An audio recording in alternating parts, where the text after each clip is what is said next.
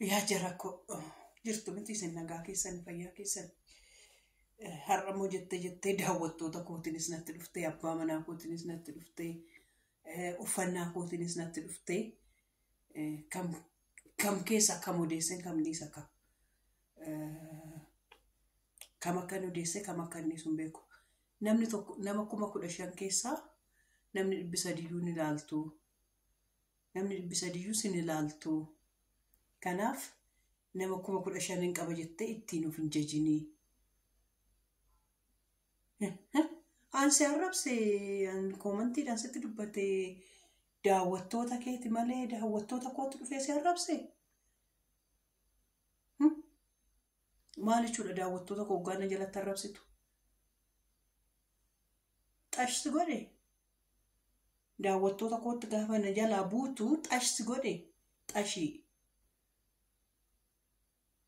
Tokko jedhe lammaffaa kaapportii naabiti ka maalu nan jibbaare naabiti kottu too naabiti kaapportii naabiti too naaf ergi kaapportii itti miti kaapportii naabiti too naaf ergi goshee ani nama amattuudha moo kaapportii uffattee iddoo san teessitoo odoo buna ishii dhugaa fakkaattota ishii barbaaddeetoo Ana abbaa manaa kee dubartii biraa fuudhu jettee namatti turre caalamoo jettee koottani daawwattoonni koo jaartummaa kootti kabajaniiti miidhagina kootti kabajaniiti na jaalataniiti isaan dhosseenii miti baran jaartidha jedheenii mucaa kootti agarsiisatiin sabskraabii na godhan. Kunoo alaamee koottume meeqaani kan uffadhee gaabii kan uffadhee mee daawwattoonni koo gaabii kan haatee ibbaa gaabii uffattee itti jaartii taatetti jedhanii mee na ilaaluu haadhii sankaa mee hararraan kaasanii na ilaaluu haadhii sankaa mee kunoo gaabii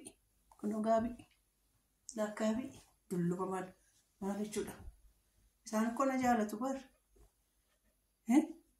daawwattootanis soo jaalatamanii maali itti ani dulluma kootti nan qaanaa isayte moo awan kunoo waa kaapportii irra gaabii naa wayyuudha daawwattoota koo mee kam wayyamee dhugaa rabbii kana wayyuu dhugaa rabbii qashee kunoo iddoo masitti gara taa'ee sinan eebbisaasin daawwattoota koo waaqayyo koo sinaa eebbisu lafa nagaa hoolaa lafa nagaa bulaa warra halkan siniif ta'e irra nagaa xashshan jedhe rafaatti bulaa.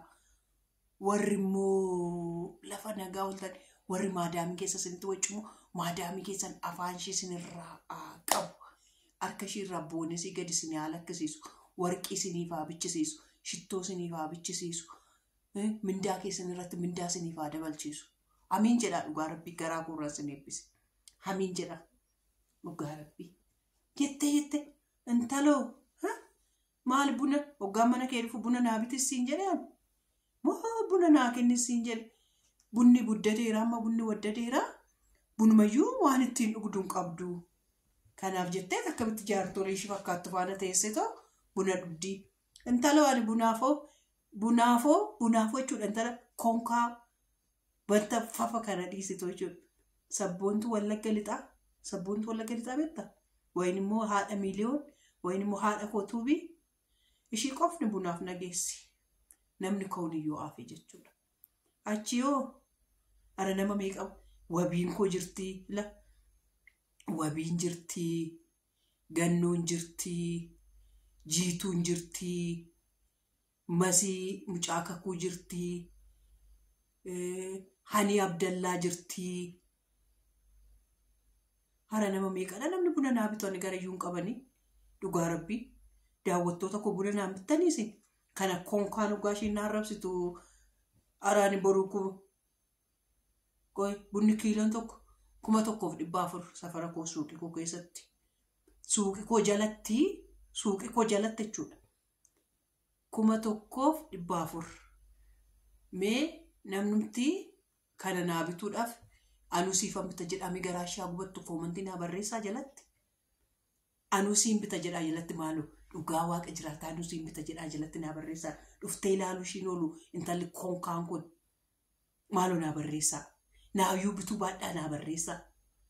Siibinna haadha eebbaa kunaan jedha.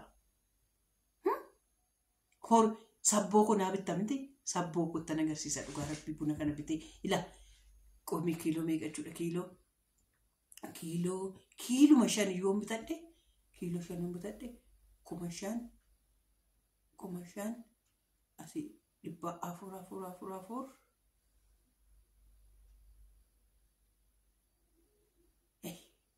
kiiloo 3 naa bitu nagaa 5,000 yoo na erge kiiloo meeqa naa bitu. Maal jechuudhaan guyyaatti 10 daffisadhee toon dhugaasi 10 daffifadhee toon dhugaasi akkas ta'eeti jechuudha. Buna yoo akkasitti hin ta'u cis godhadhee isaan eebbisaa. Maal ani dubartii akka kootii maaf hin barbaade ijoollee koo asii eebbisaa ijoollee koo waaqayyo isaan haa eebbisuuti. Yaa rabbii koo nama narraba ani arraban beeku sinarra si arrasuu hin danda'u. Ani narraa bareedu nama eebbisuu nama gorsuu daandii nagaatti deebi'aa jechuudha. Abbaa manaa koonarraa anfuusifte fuudhi jettee to'an abbaa manaa koonarraa sagaleen jira. Bilbila abbaa eebbuu koodii isaa gaafananii sagalee nan baasa jedhu koodiitti hojjetate. Lammaffaa immoo isaanumti lamaaniyyuu ashaaxirii olirraa qabu natti fakkaata. Kanaaf dhula kootu boossee deebitatte miti nan beektu jechuudha. Ani eenyu akkan ta'e nan beektu jechuudha. Qalloo keessa simbiraa qalloo keessa migiraa jedhamu ani hin cinne. Moshee qallina koona yoona kana furdattee bus furdunni dhukkuba akka ta'e hin beektu. Furdunni sukkaara namatti fida, damgifiitii namatti fida, waan meeqa namatti fida. Bara kana namni koo indee dhugaa rabbii ilaala. Dhugaa gaabii nan fachi dhugaa rabbii qalloon akka koote jechuudha. Dur maallaan jedhu seetan dhugaa rabbii ilaalaa sitti. Naallaan jedhu seetan dur. Nama qomatii ishiitiin doolaarii idoo nyaatiin birriitti hin nyaatiin wayin atileetii idoo ittiin hin ta'in wayin immoo moodeelistii ittiin hin ta'in anaftee adaanichi qofadha jedhu jechuudha safara keenyatti dur. Ani koo qalloo ishii kuttee siikoo. Ani koo har'a miti baraan hin qalladhe. Wayin immoo waan nyaadhu dhabee miti baraan hin qalladhe. Uumama gooftaan koo naa kennedha ganama. Badhaasa koo waaqayyo naa kennedha. Isti nama 3 ta'e fakkaadhaa kunoo. Eessa harmi jiraa kunoo. Kanuma suursiteetu guddise. Yaa rabbii koo uumama waaqayyo keessas immoo galtee tarra. Dubbii nyaatti dubbiin gadi ishii dhoreeti. Dubbii takkas ishii godhee dubbii takkas ishii ta'ee takkasitti buutee karaa kana baatti afaan namaa nama dubbifti dhugaa rabbii. Daawwattoota kumee viidiyoo kana kuma sheer godhaate aarii mashiitti mee 10,000 goshaatti itti agarsiifna. 15,000 keessa nama 300 si ilaala naan jettee naan rabsite meel. Ishii mee 1000 meeqatu ishii ilaala laata. Nama 300 ishii ilaala jettee naan rabsite dhugaa rabbii. Mee 10,000 mee maalon taloo riikardii guddaa qaba bara 10,000 qaba 26,000 qaba anfayyoo afaan hojjenne 26,000 qaba dhaqi afaan amaariffaa irrammoo dhaqi tolaali riikardii 78,000 qaba maa birqii booteen taloo akkasitti eessatti birri namni 300 na ilaalee jettee immoo kanaan na arrabsuutti dhufte. Waaqayyo silkii abbaa eebbuun harkaa galchu boru. Tokko dhugaa natti murteessitu. Dhaqaatii arrabma waan ishiin jettee na arrabsaa oolte. Arraba ishii manuma ishii keessatti dhaggeeffadha. Warri arraba ishiin naan jettee na arrabsitu hunda dandeessuu jedhamti. Dhaqaatii ilaalaa fi dhugaa rabbii dhaqaatii arraba ishii. Maal kun?